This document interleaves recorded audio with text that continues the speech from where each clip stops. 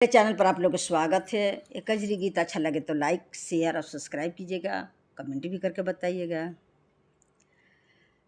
12 मास पिया परदेसी, कैसे कहीं वियोगवाना। 12 मास पिया परदेसी, कैसे कहीं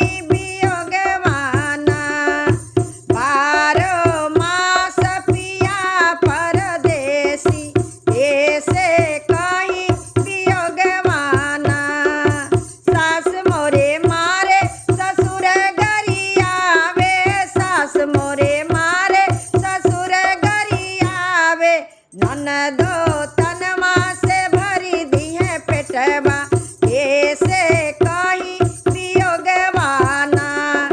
ननदो तनमा से भरी दी है पेटवा, कैसे कहीं वियोगवाना।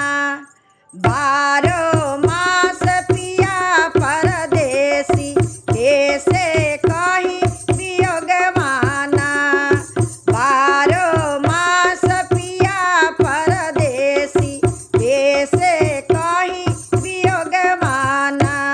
जेठानी मोरे मारे जेठ गरियावे, जेठानी मोरे मारे जेठ गरियावे।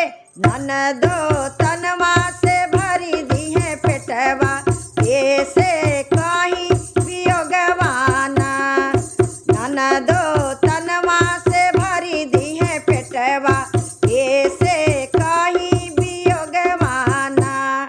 12 मास परदेसी, कैसे कहीं वियोगवाना।